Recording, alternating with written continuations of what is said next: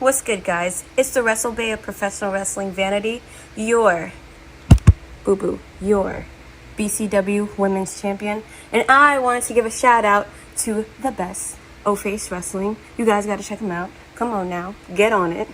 Love you guys. Bye. Hi, I'm MCW Women's Champion Gia Scott, and you're watching O-Face Wrestling. Namaste, everybody. It's the Queen Incarnate, the Savage Beauty, the International Face Kicker Sahara 7, and you're watching O-Face Wrestling Podcast. This is the Cannibal Savannah Evans, and you're tuning into the O-Face Wrestling Podcast. Hey everyone, thanks for joining us today on O-Face Wrestling. This is your host JT, and today I am joined by Wild Spice and the Baker from Face Beat Heels High podcast. So thanks for joining us today. Hello. Hi. Thank you for having us.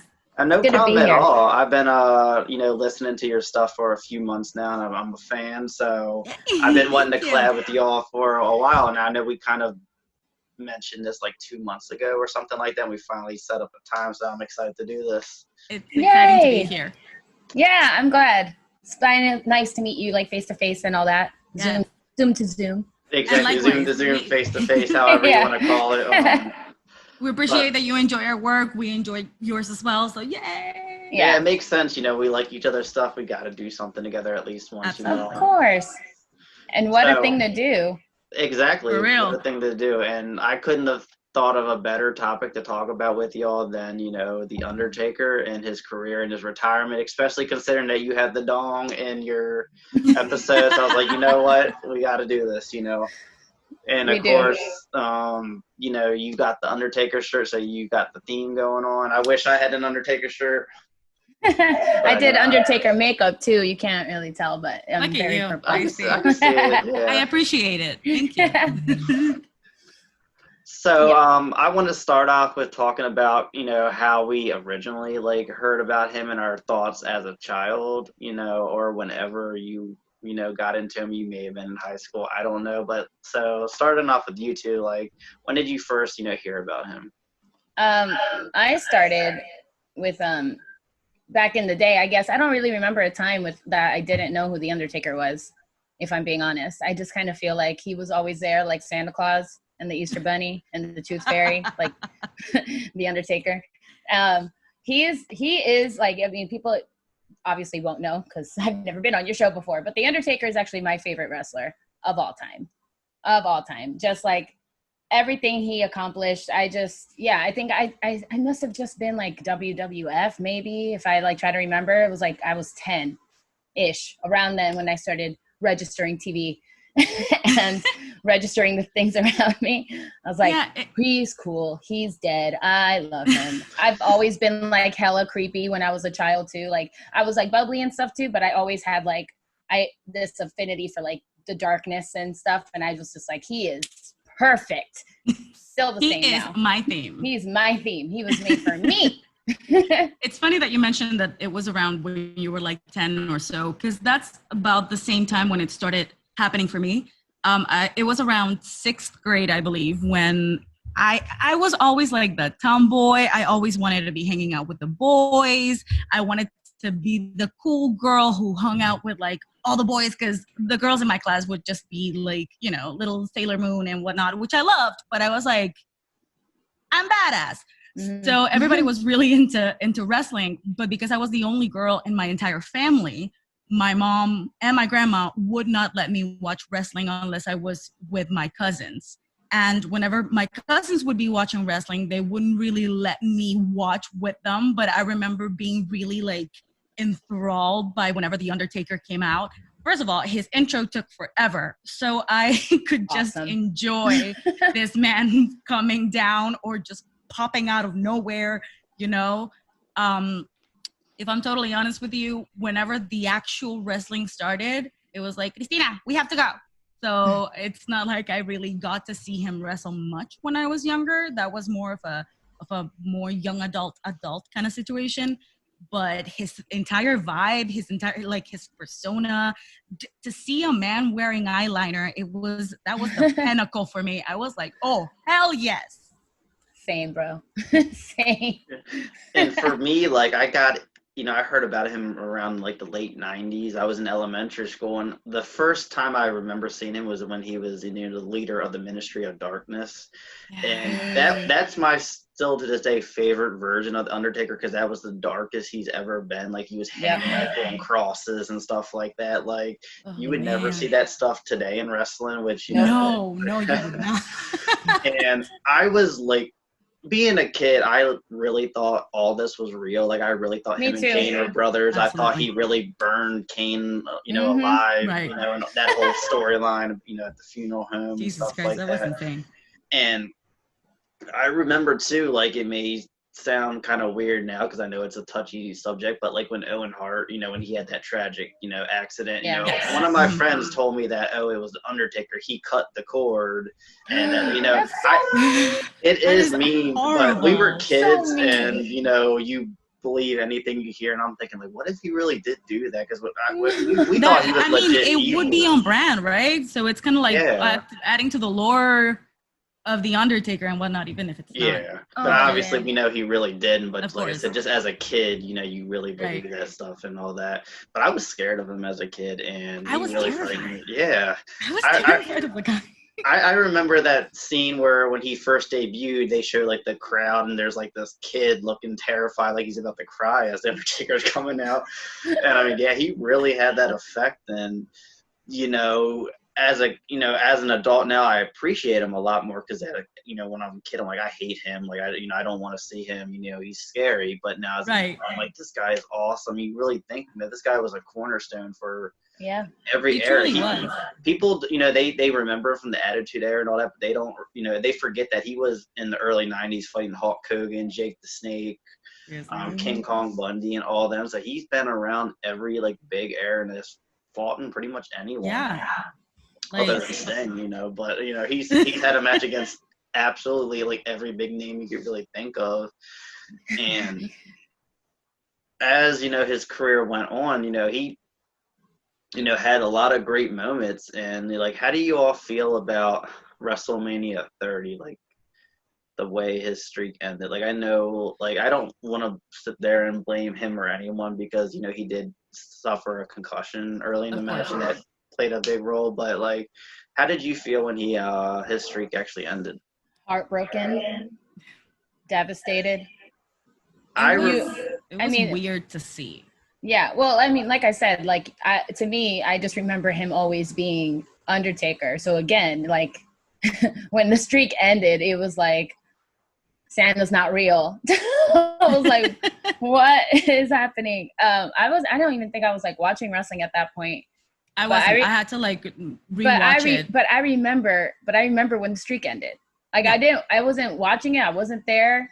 I would have like, oh my God, I can't. But like, I just remember being like, oh no, like, it was just sad. It was like a death almost.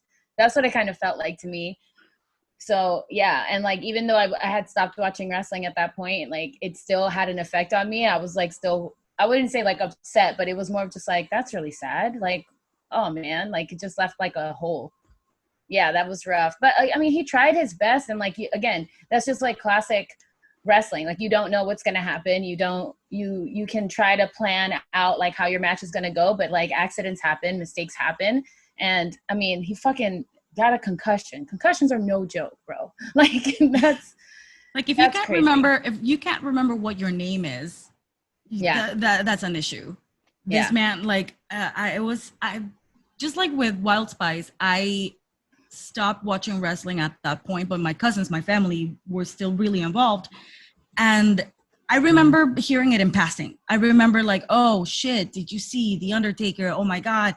And Brock, like, ugh. And I was like, oh man, I remember these names. I recognize this. And this is like tradition. What do you mean the Undertaker lost his streak? Yeah, I was surprised. Then when I actually got the chance to watch the match, I was devastated. Right. I was like, because it's not the way to end it. Like, I'm sure that's not how he wanted it to end, and I'm sure if it had to end, it would have gone differently. But also, it's kind of like those things like fate in the stars or whatever the fuck, like for Brock, because I don't know, it's just kind of like he's the one who broke. I don't know. It's like a whole thing because I don't even know if like Brock was supposed to win. I don't even know. So it's just like, who knows? How do you feel about it? Yeah. Honestly, like I still wonder to this day, like what went on behind the scenes. Like you mentioned, was he even supposed to win? It's like I get that, you know, they wanted to make, you know, Brock Lesnar even more of a draw than what he already was, but everyone was expecting his streak to end to like, you know, a kind of passing on the torch to like a young incoming wrestler, and you know, we didn't get that. I do remember, like, when I was young, I don't remember them ever bringing up the streak. I don't know when it actually became, like, a thing. But when I had gotten back into wrestling a few years prior to that, it was, like, shortly after WrestleMania 26, and I started, you know, when his match with Triple H at 27, when they were, like, bringing it up, like, oh, wow, he has this streak. Like, wow, that's amazing. And, you know, I was always thinking, like, who should he lose it to? And I remember at one point I thought maybe Roman Reigns. He was part of the Shield, and I really liked him. Don't even get me started. I love my Samoans. He's my boy. It's a running joke on the show. It is a running joke. I love Roman Reigns. But the funny thing about him losing the streak, that was, like, right when they, you know, started with the network. And anyone who had the WWE Network when it first started, it had a lot of streaming issues. And it ended up, it was like a delay, and we were like 4 or 5 minutes behind. So my wife was on Facebook, and someone who actually bought the pay-per-view on TV who didn't have a delay, they posted a post, and they're like, oh, Undertaker, his streak has ended.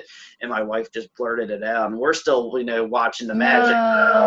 So that's how we found out. So it was like, we knew it was going to happen, and it was just like the weirdest feeling. I'm thinking, like, is this a real, is this person trolling us?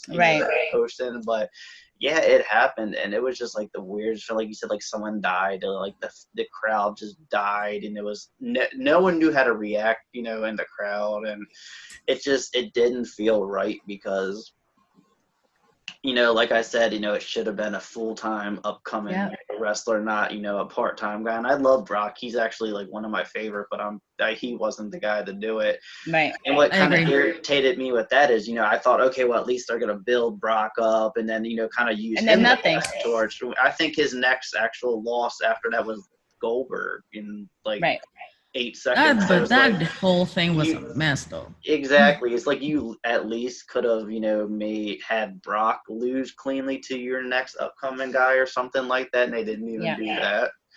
So that was kind of devastating because they really did book Brock like a beast after that. Like he destroyed John Cena at SummerSlam a few months later, and that was awesome. I don't like John Cena, so I enjoyed that. But after that, it was really weird with the Undertaker's career. Like he came back, and like a year later against Bray Wyatt had a decent match. But then when he came back again to attack Brock Lesnar, they had a really good feud. Their matches at SummerSlam and Hell in a Cell were amazing. I'm thinking Undertaker's back. And then, you know, 2017 was like the worst year for the Undertaker. He looked like he couldn't barely walk. I thought he was gonna die on the ring. Yeah, it was horrible. It was for any Undertaker so sad. fan. It was devastating. It's like, you know, I don't want to see any legend go down like that. You know, looks like barely can move. And then, you know, we all knew he needed surgery and kind of figured he was probably done after that. But then, of course, you know, he keeps coming back and back. And he wanted to vindicate himself. Yeah, I get it. Yeah, and I think he did. I think he did too. The match versus John Cena at WrestleMania, it was quick, but I feel like, you know, you saw the energy and the burst that he had. And then, you know, they ruined it again. You know, that Goldberg match at Saudi Arabia was a train wreck. So bad. Then I actually watched that right before, like, I started getting ready to meet you guys through Zoom, and I was like, oh my God, this is awful. Yeah, they blame WWE for that. You know, Goldberg is not the guy that you want to do a 10-15 match with, especially with another old guy. You know, that it didn't pan out well. Goldberg's not really a wrestler. The Undertaker was already spent. It was just, it was hard to watch. And I am sure that is not what either of them wanted as a staple, like as a staple in their career, you know? Because that was billed as like a dream match, and, you know, that was really hyped up to be a big disaster. Deal. Yeah, it was a disaster. I don't know what WWE was thinking with that, you know. But yeah, then, you know, at the end of the day, Undertaker, AJ Styles, WrestleMania, I'll have to say that was my top dream match for AJ Styles when he signed with WWE. I wanted Styles Really? versus Taker at WrestleMania. I got it. Not necessarily the way I expected it, but it was still a very fun match to watch. What did you all think about that match? So listen, right before this WrestleMania is when Jerry and I were talking, well, Wild Spice and I were talking about like, hey, so how about we get into wrestling? As this match is happening, we're texting each other. We're like, hey, did you see that? What the fuck is happening? Oh my God. And then I'm like, do you just want to do this? Like, absolutely, yes. It was that match. Yeah, it was that match that we decided to do a podcast. That Face Beat was born. But when it happened, now again, I will say I hadn't been keeping up with wrestling because life happens and all that stuff. So when I saw that Undertaker, I didn't even know that he was still wrestling. So when I was like, wait, Undertaker has a match at like right now, like this WrestleMania with this guy that I don't know. Okay. And I watched it and I loved it. I loved everything about it.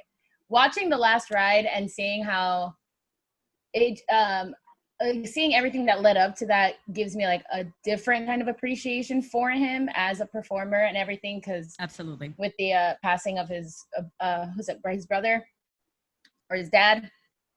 His brother. Yeah, I think it was his brother. Right. It was his brother. Okay. Yep. And so, I'm pretty sure. Well, but like knowing all of that stuff that was like leading up to it, it was just insane. And the fact that like they had to come up with this boneyard match concept because of on the fly because of the pandemic and everything. So that was just insane. I loved it though. I was like, what a way for, and again, I didn't realize that was going to be his retirement match. I didn't know. So when I watched it, I was like, this is a hell of a way to go out. I think that they did the best with what they could. And I think that was, as long as it satisfied him, I think that's all I truly cared about. Because as much as I love him, I don't want him to keep hurting himself. Not hurting himself. I want him to be satisfied. I don't want him to keep searching for the perfect match, or the perfect ending. Like I want him to just be able to walk away from something and be like, that was great. Because he couldn't do that with WrestleMania 30. He couldn't do that with the Roman Reigns match. He couldn't do that with like a bunch of stuff because some shit would always go down. Mm-hmm. So I think Boneyard was a perfect way for him to like fight an up and comer like AJ, who's like one of the biggest rising stars of the WWE. I think that was great. I think it was awesome. It was in a freaking graveyard, man. It was giving me all the feels I need. I loved it. That's my 2 cents. That's all I'll say. So the last match with The Undertaker that I was able to watch as it was happening, not necessarily live, not necessarily at the venue because I haven't been to a single wrestling match. I know, I will change that once quarantine ends. But the last one that I got to see was the one with Roman. And Roman being one of my favorite wrestlers, I was I was heartbroken for both Roman and The Undertaker. So when I found out that this was happening with AJ Styles, I was concerned. I was a little just hesitant about how this was going to pan out, especially because I figured that it was going to be a cinematch. And I was worried that he was going to exert himself to the same point that I saw him get to when he was fighting Roman. I didn't want him to put another, hit another nail on the coffin of The Undertaker, so to speak. You know what I mean? Right. I mean, that makes sense, though. Like, if you're worried about it, I was truly worried. Yeah, I was really worried. But when I actually watched it, I was ecstatic. I have a love-hate relationship for AJ Styles. I think that he is the pettiest soccer mom I have ever seen in my life. So I was really enjoying seeing him get his butt whooped by this freaking living legend. Yeah. I think it was well done. The whole, the fact that they were able to cut and switch angles and just do some Hollywood magic really allowed The Undertaker to portray an exit that I feel is worthy of his legacy. Do you know what I mean? Mm-hmm. Yep. I feel That's you. my 2 cents. That's your 2 cents. So my 2 cents, and I will first of all, I'll have to agree with Wild Spice. Like if the Undertaker's truly happy with the way he went out, then I'm happy as well. Obviously I didn't expect this to be his last match. I kind of figured they would do something kind of like what they did with Kurt Angle, where they kind of advertise it ahead of time and do some kind of farewell tour or retirement big match or something like that. I was expecting it to happen this upcoming WrestleMania. It was definitely a great match. It was very bone chilling and it was entertaining. I have no complaints with the match, especially with the current pandemic. It was a very creative way to counter the fact that there was no crowd, because wrestling with no crowd is like I'm used to it now, but at the time it was still weird, and especially for WrestleMania when there's usually like 80,000 people in the crowd and now you have nothing. It was very like uncomfortable. So it's like that was a really creative thing that WWE did, and I think they really knocked it out of the park. And it definitely fit the Undertaker's theme, especially with him riding off on the bicycle at the end. It just fit perfectly. His Breakfast Club moment. Breakfast Club moment, yes. It just, part of me just doesn't feel convinced that he's actually retired, because anyone who knows the Undertaker knows that he's said that a million times before, and he's admitted it during the documentary. And the one thing that there's two things actually that really stuck with me. He straight up said if Vince is ever in a pinch, he basically said he'll be there. Yep. And then the other thing is Undertaker's old school. When a legend retires, they go out putting over someone else. Mm-hmm. That did not happen. Undertaker won. So I'm kind of thinking what if this is a storyline they're doing, and maybe next year come WrestleMania season, AJ Styles calls Undertaker out, wanting that try to get his win back.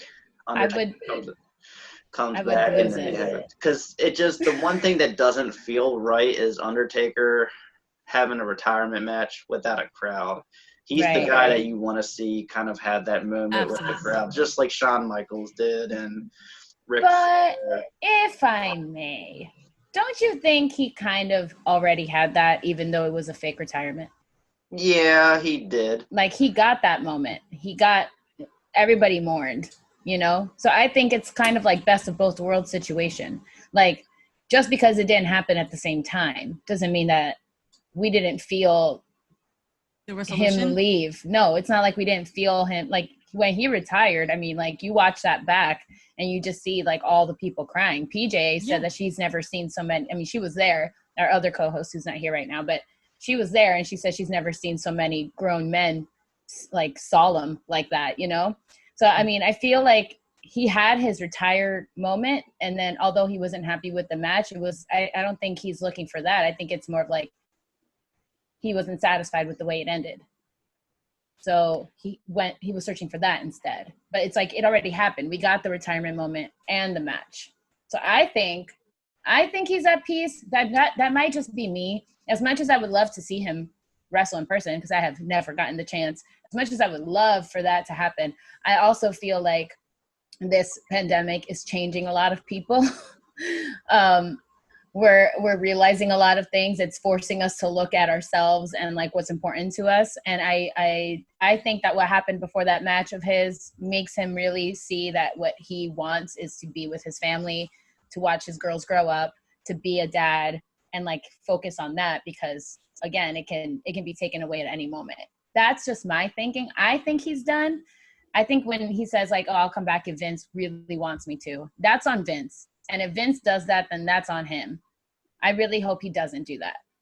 That's my thing. Do I trust Vince McMahon? No. Not at all.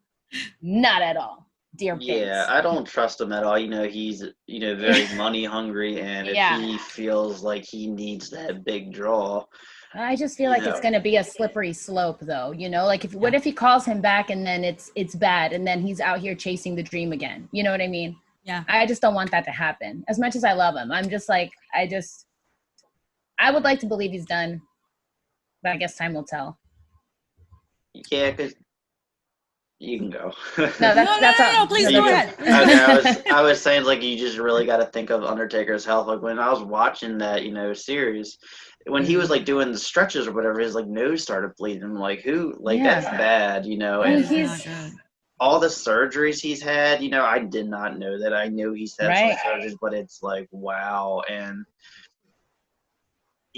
like when he had that match with Goldberg and Goldberg did the suplex or whatever, and Yep. the way he landed is like it's too risky. Like we saw with Sting, like when he took that turnbuckle bomb by Seth Rollins, just a move that he's done plenty of times to other wrestlers. When you're that at that age, the littlest things can really damage you a lot more severely than a 25, 30-year-old wrestler, just because your body just physically cannot handle the beating that you did. And Undertaker's been doing it for 30 years too, so you gotta consider that he should not be wrestling at all anymore.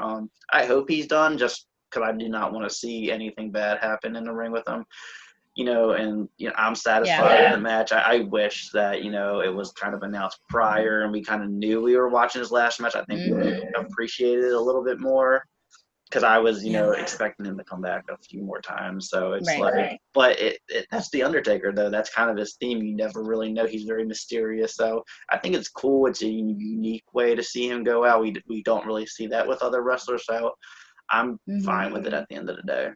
Yeah. Yeah, that's what I wanted to get to. Like, this is it was such a unique kind of match that even like if you were to compare two cine matches during this whole pandemic, and you have like, let's say, the graveyard match versus the recent one, the swamp match, it's like that wasn't even a match. So like, let's not even really address that. The Undertaker actually had a match with AJ Styles. It happened. It was well thought out. It was well executed.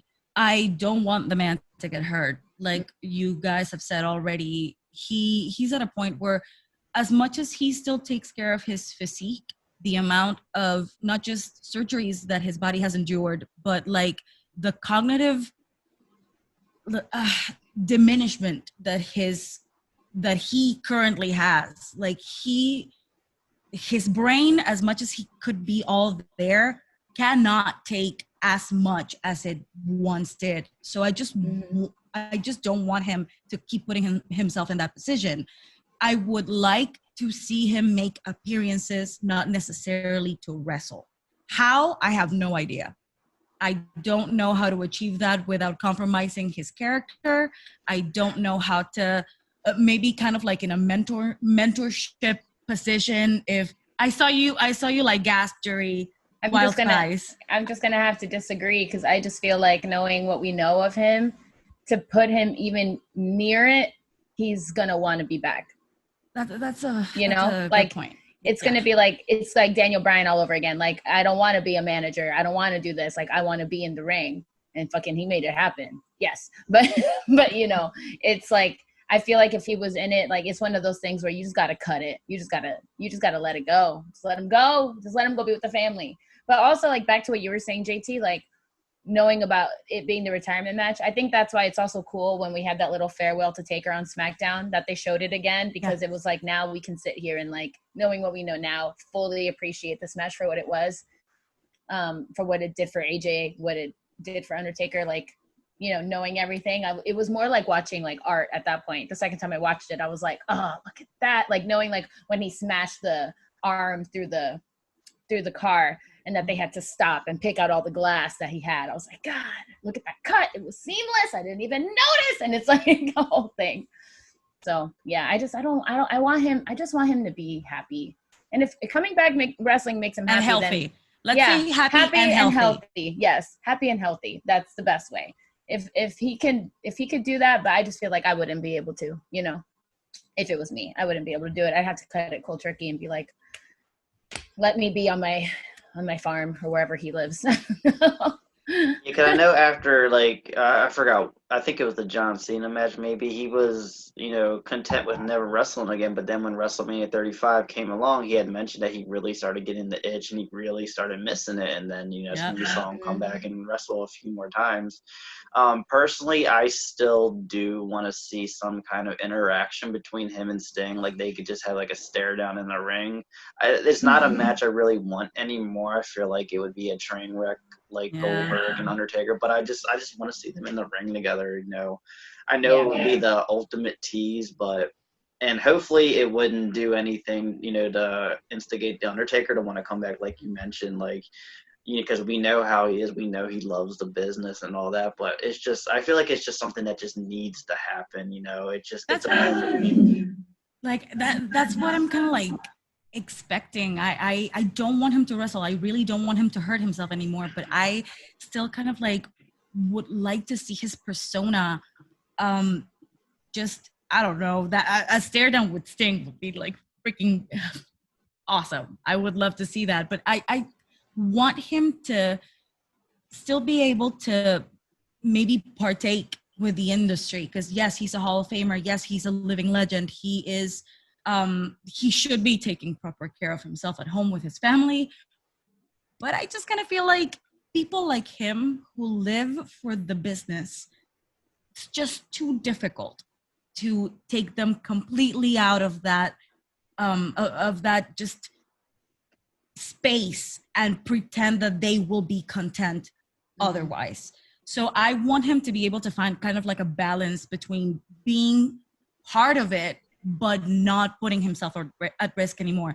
That's why I was kind of like just throwing it out there into the universe, dear Vince, maybe like a mentorship kind of position. Like I am, this might just not fly and you guys might not like it, but if we're talking kind of like the same kind of vibe, even though they're still very different, I would say kind of like a Karrion Kross character being all like, oh, I am the ruler of the underworld now, and the Undertaker be like, cool, here, have my torch. I don't know. I just pulled that out of my butt. I just pulled that out of my butt, but like, say that you're just gonna say that out here without like any warning to me. Here's the thing, guys. I love Karrion Kross, JT. Like, he is my heart. He is my soul. I love Karrion Kross for obvious reasons. Obviously, that's the same. It's like the same things. He's creepy. He's weird. I love it. I love everything about him.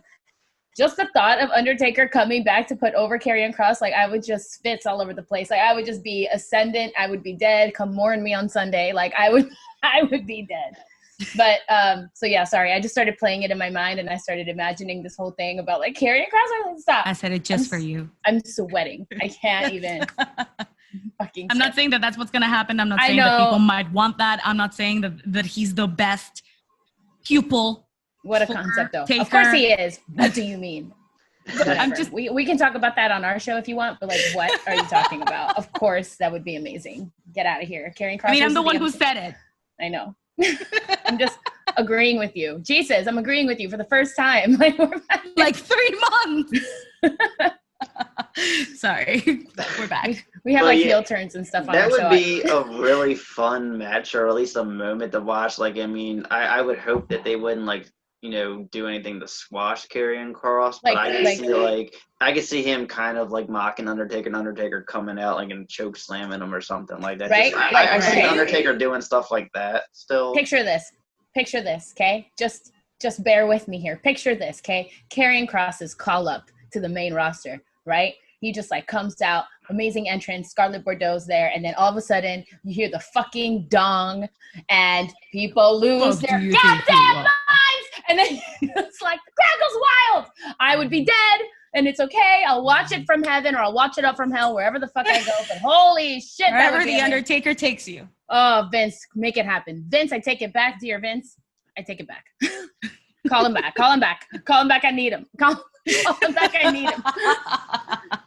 I But take like, back everything I said. the thing is that like WWE did like I think it's like a few months ago they re-signed Undertaker to like a 15-year deal or Yeah, something. like So he's gonna make some appearances. You're at not some gonna point. pay him money to sit home. I mean, But wasn't that just so like that they can use his likeness like to continue like selling whatever they need to sell or to put his face on things? Like that was more of like a you can use the name and me and whatever. The image and whatnot. Yeah, the image. probably, but I still feel I like don't want- he's gonna make some appearances here and there, kind of like what Ric Flair does every now and then. You know, That's what I was thinking. I'll let you If Rick keep on. is there. I'll let you hold on to your dreams. I won't shatter them today. It's fine. But yeah, I think we'll definitely see the Undertaker on TV again outside of a Hall of Fame induction.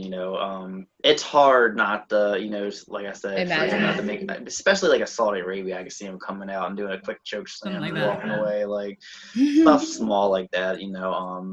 Maybe. Here's hoping. I don't. That would be awesome. I would love that. But who knows? But yeah. Did either one of you two have something to add to the Undertaker's career? No, epic, legendary, talent, amazing. Terrifying. I think he's low key Astonishing. like underrated too, because when people talk about like the best wrestler in the history of WWE, they always say Stone Cold or Rock, Hulk Hogan, but it's like the Undertaker was there for 30 years. Hulk Hogan was in the business for a long time too, but he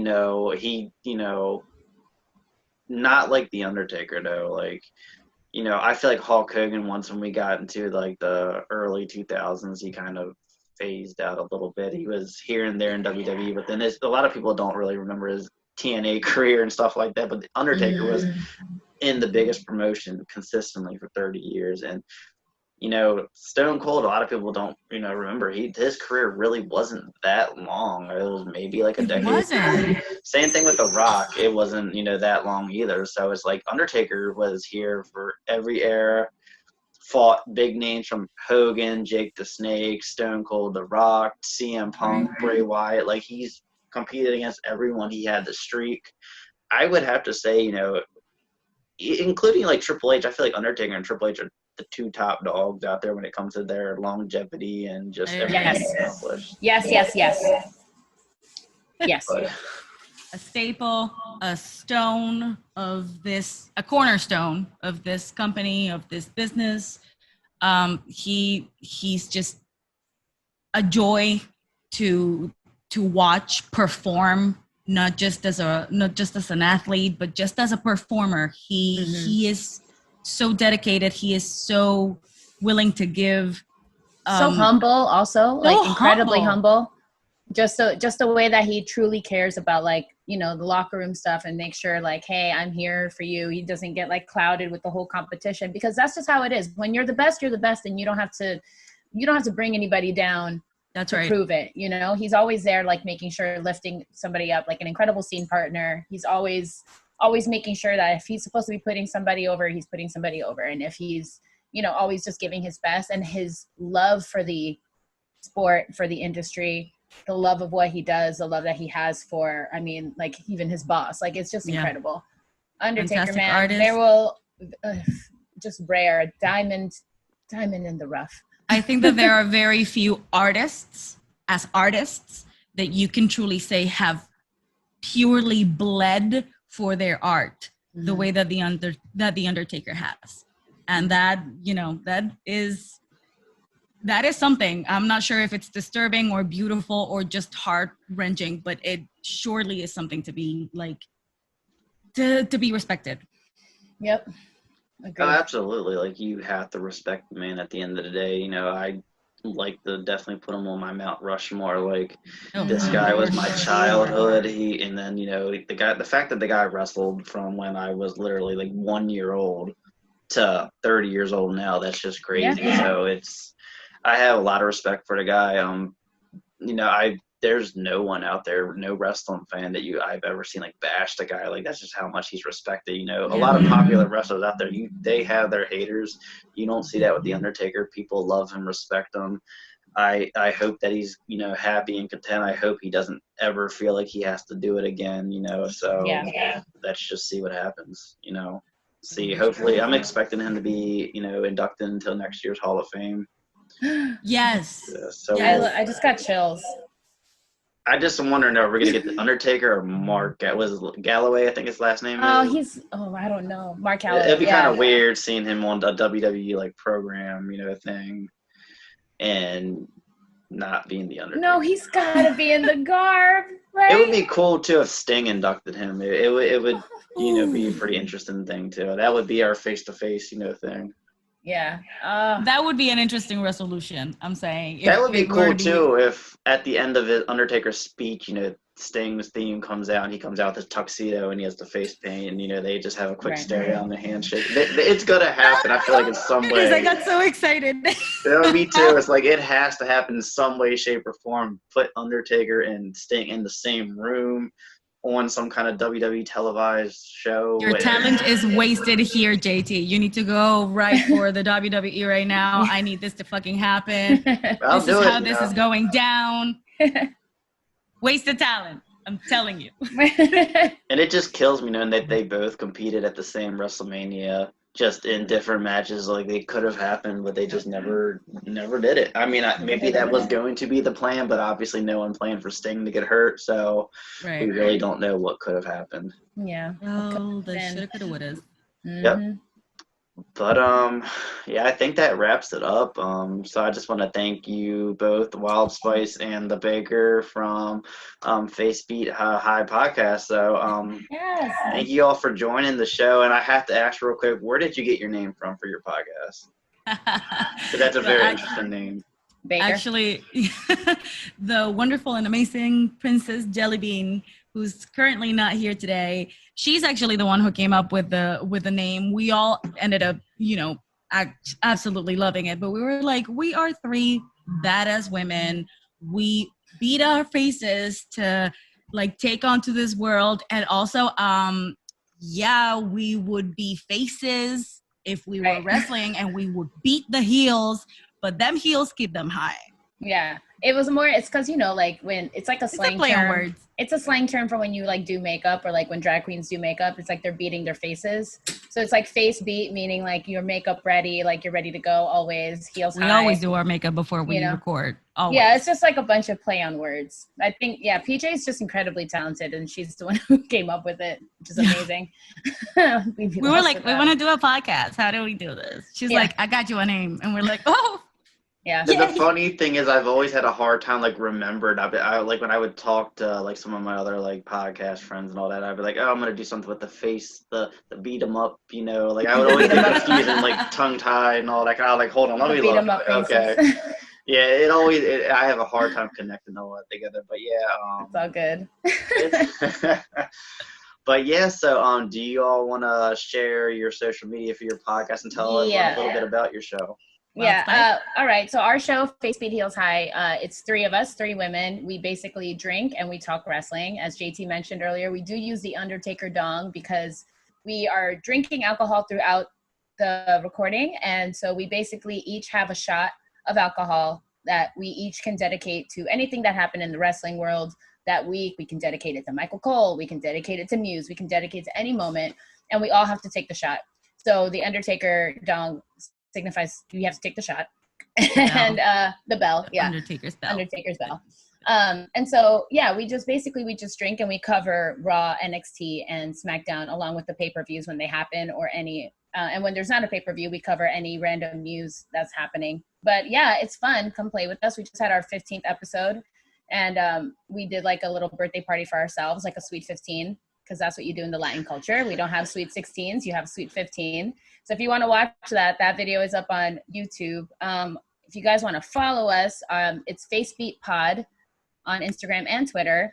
And both on our bios, you can find all of the links. We are available on iHeartRadio, Spotify, Apple Podcasts, Podbean. So wherever you guys listen to podcasts, we should be there. But come and check us out. Come drink with us. All right, please. We really do like to drink. Make sure y'all check them out. Go drink with them. Same thing with us. Make sure you follow us on YouTube, Facebook, Twitter, Instagram at O-Face Wrestling. Thank you to ladies again, and the Baker and Wild Spice for joining us today on O-Face Wrestling. It was definitely fun. I really wanted to do something with someone talking about the Undertaker. I feel like you can't ignore that moment. So thank you all so much. Thank you once again for having us. No problem Really at had all. fun. It was definitely a joy. So thank you all for listening. Have a good day. You too. Bye.